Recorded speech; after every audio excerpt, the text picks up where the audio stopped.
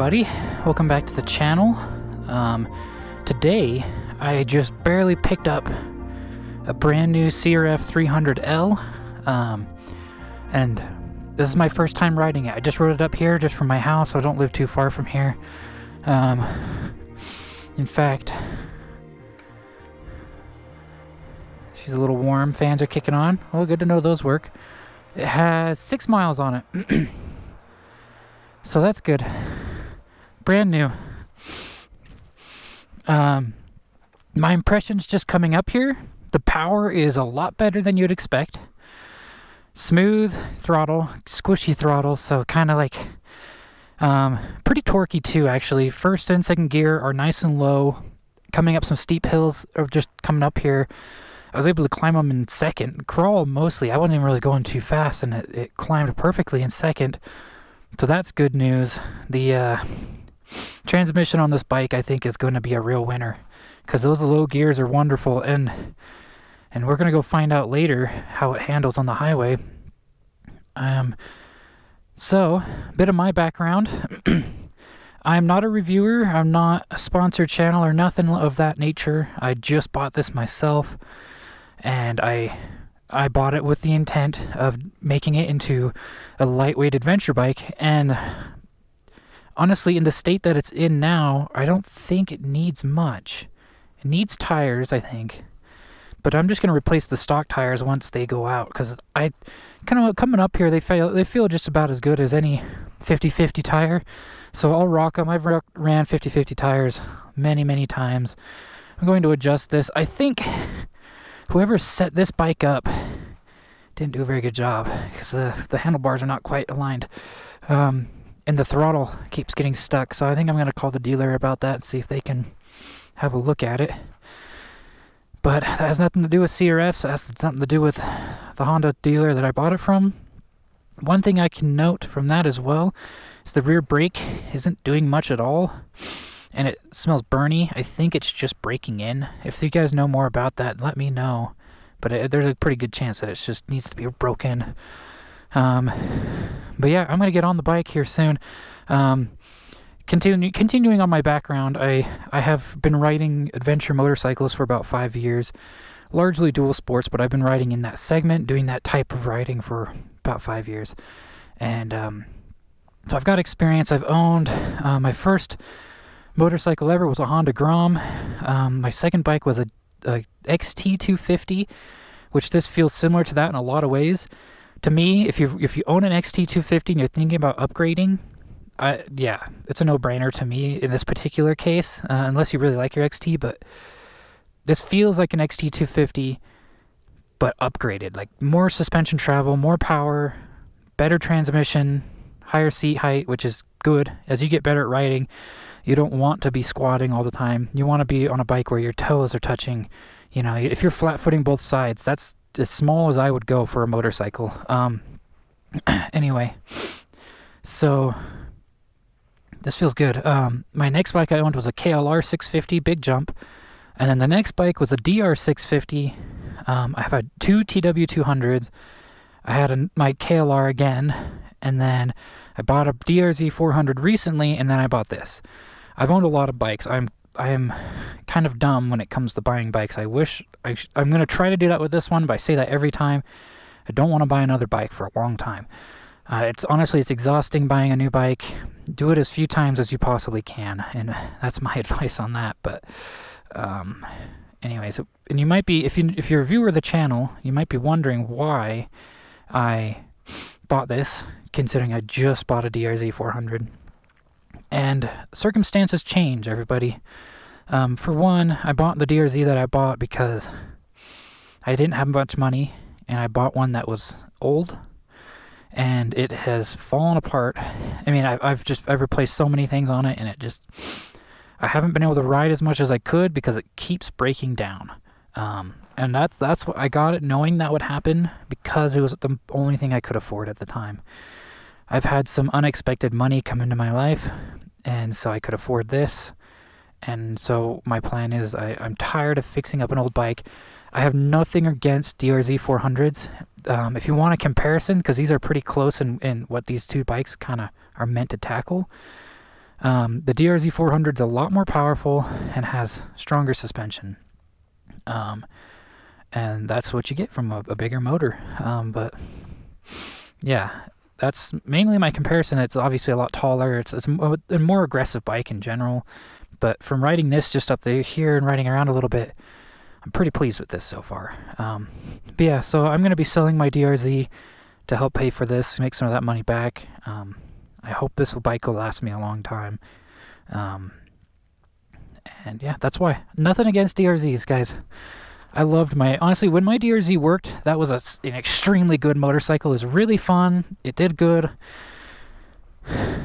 So far, the power plant on this bike is better than I expected. So anyways, yeah, not enough talk about my background. I'm just a guy with a decent bit of experience owning bikes like these. And so I bring that up because I hope it gives me some credibility in your guys' eyes. So yeah, let's go for a ride. Oh yeah, you want to hear the exhaust? It's quite nice, actually. Quiet. And I like that. I'm sort of an old man in a young person's body. Like, I like quiet exhausts. So, and the power plant on this, while not being as responsive and as fun, or it could be equally as fun, but while not being as aggressive as my DRZ or even my KLR to some extent, and that's largely because, you know, more power, but also because those bikes had exhausts and they were jetted and set up for that type of thing. And this bike, it's kind of got that stock fuel injected, you know, Japanese motorcycle kind of feel, where it's softer, really easy to manage throttle, and I personally love that. I really don't mind that at all. For the type of riding I do, that's not a problem.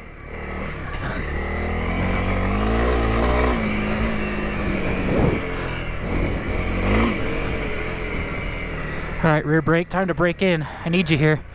But yeah, these tires are not super grippy. But key to riding with loose, slippy tires is learning how to ride with loose, slippy tires. I don't know, that wasn't very helpful. Okay, I'm locking up that rear. I'm just trying to get that rear waking up here.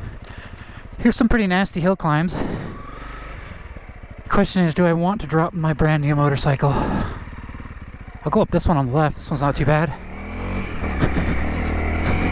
Pop it up in the second. She doesn't do too bad at all in second. Not bad at all. Wow. That is seriously impressive, you guys. I was not expecting that from this bike.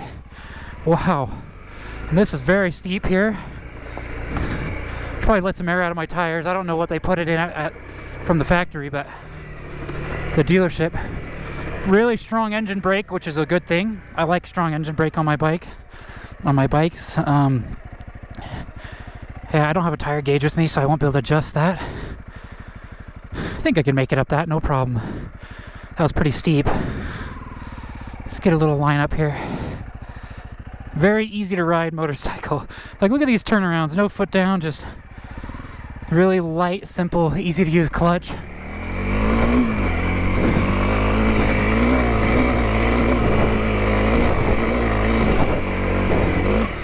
Oh yeah.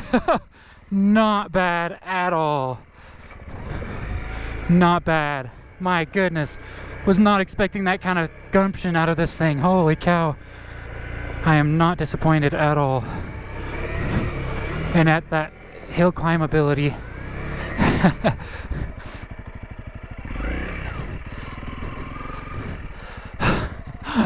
Wow, you guys. That is seriously impressive. It might not look it to you guys, but that's a pretty steep hill climb. And I'm in second right now, and 15 miles an hour up the steep hill.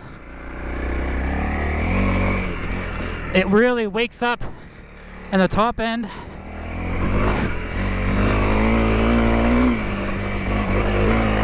Nice wheelie. Yeah, that rear shock might need a little work for this type of riding, at least. If you're just doing adventure stuff and you're not heavy, I wouldn't replace it. It's a good shock, it's just undersprung.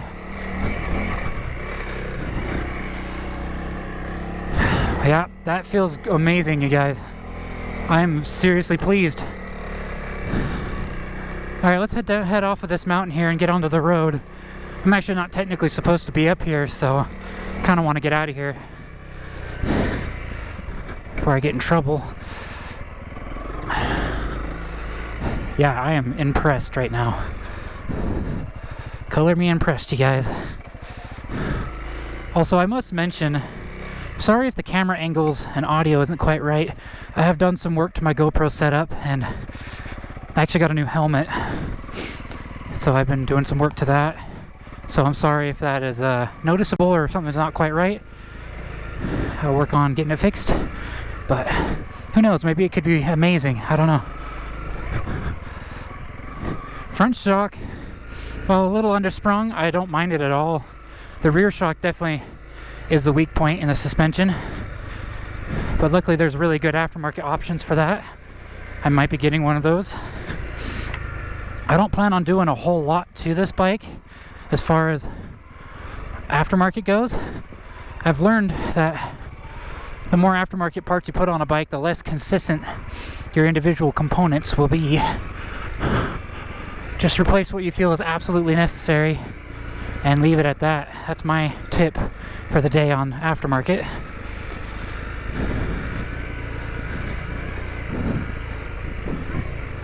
Oh yeah, this area is really slick if you guys want context. Really slick, kind of wet. Whether it's wet or dry here in Utah, you can expect slick. Wow, this thing is so fun. Oh. Alright, let's get out of here before we get in trouble. Alright, back to the road. And so far, my experience with the road manners on this bike is it's really pleasant. Really chill, relaxed feeling here.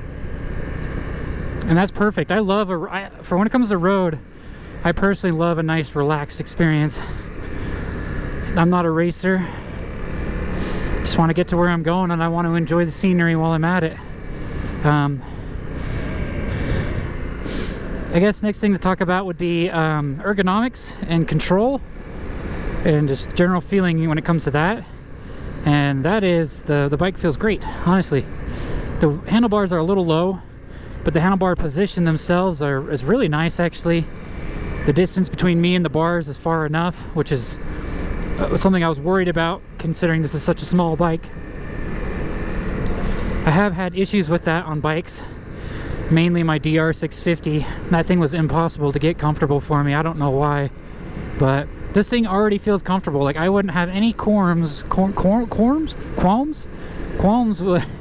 with riding this thing all off-road as it is now. There's definitely, it could be better, but not bad. Not bad at all. Quite like it. As far as the seat goes, I don't mind it. Might actually just keep it. I probably won't replace it. I usually put seat concepts on my bikes, but well, the seat's a little hard. It has a wide platform, and I've learned over multiple bikes that a wide platform is more important than the foam.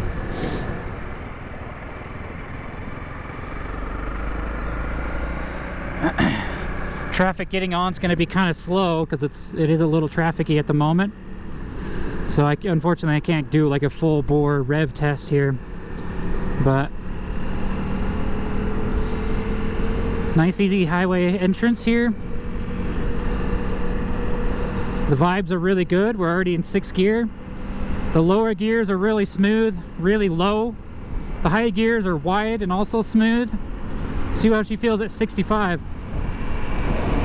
Picking up better than I was expecting, honestly. So let's hope that pattern continues.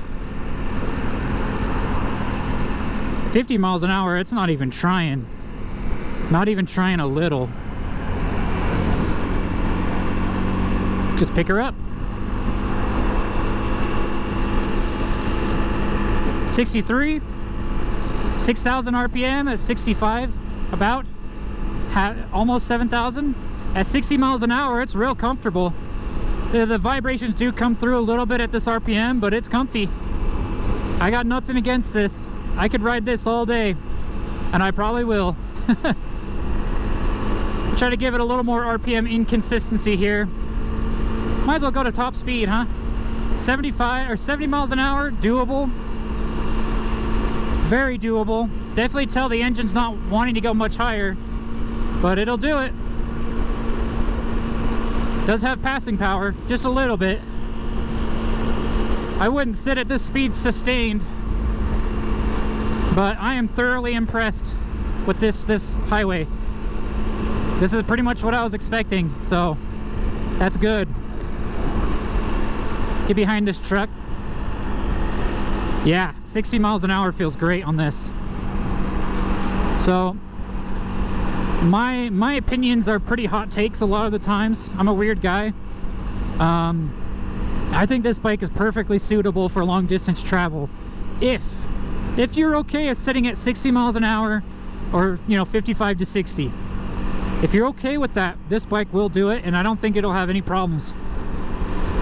I've had bikes with much worse highway performance take me a long way, so I rode 9 hours straight on my XT250 on the highway once, going 50 miles an hour, and that was an extremely uncomfortable experience. And so, compare it to that, this bike is not bad.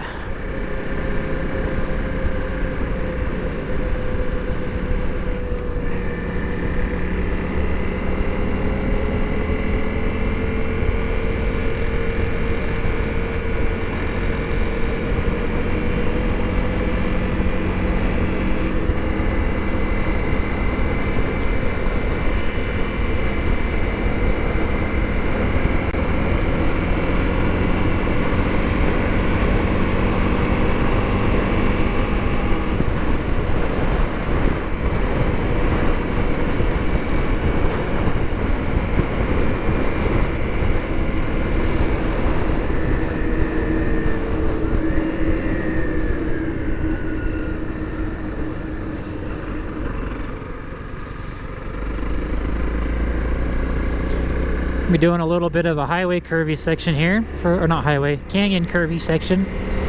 See how it handles. Honestly, the corner handling on this bike is wonderful. Very beautiful area.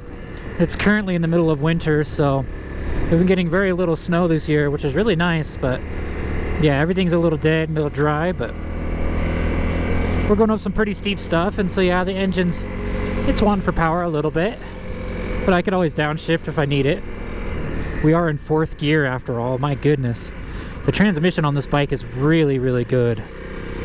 This is easily the best transmission I've had on a motorcycle. Just the range, it has so much range. It's a really good thing. It's what allows it to have, single track worthy 1st and 2nd gear while being highway worthy if you're willing to go 65. At 4th gear, I don't mind. I actually like kind of keeping it in a higher gear and having a smoother throttle that way, but now I'm up in 5th. Yeah, this thing plays well in the canyons. Alright, so the GoPro just died, so I just pulled off to change it. While I'm stopped, I'm just going to keep talking about what I was talking about. I was just saying, as I was saying, oh, it has hazards too. I've never had a bike with hazards. Look at that. Things are hazardous over here. There's a car back there. Anyways, what I was saying was, starts so easy. Oh, I haven't had a fuel injection bike in, I don't know, 3 years. I do miss that quick startup. Man, I get distracted easy. What I was saying was, while I don't believe this bike will blow your socks off in terms of power, also I got to do up my straps here on my Camelback. Yeah, this bike won't blow you away in terms of power. It will pleasantly surprise you if you have, experience with smaller displacement motors, and it will pleasantly surprise you, and it makes pretty dang good power for how small the motor is. And it has an amazing transmission, which makes the absolute most of that power. That's, in my opinion, that's better for what I'm doing, where I'm going to be doing a lot of highway, like that road out there, Provo Canyon, doing stuff like that. It sustained this bike is actually better than my DRZ for that type of thing, because while the DRZ has more power, it doesn't use the power nearly as well. First gear on that bike is wonderful. Like, don't get me wrong, off-road riding, it's actually fantastic. But for what I do, you know, where you're doing a lot of everything, it just doesn't have the range that you would need. You know, and something like my KLR, where it needed a 6th gear, you know, it had the power for a 6th gear, it just didn't have one. You know, that's annoying. That really is truly an annoying thing to have to deal with. Don't mind me as I ride up this illegal road. Anyways, yeah, so it has more power than you would expect, and it uses its power extremely well. And so I love that. Honestly, I love how it's able to be such a small motorcycle, and, you know, off-road capable, so lightweight. You know, it's able to have a smaller displacement motor that's, you know, easier, more simple to work on, that type of stuff, while still being capable, because it's so smart with the way it uses power. I think that is brilliant. I know that's largely due to, it's largely able to do that due to the fact that it is a modern motorcycle, has a more modern design. Excuse me while I get to a place where I can film this thing. A little bit of single track riding here. An extremely low and very capable first gear. That is so nice.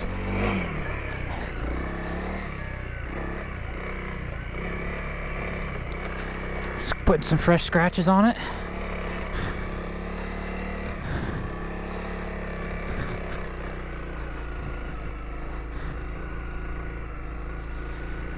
All right.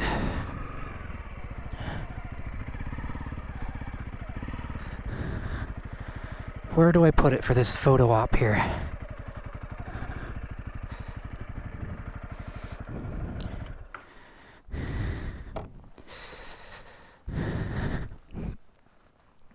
All right. I am so pleased with this motorcycle.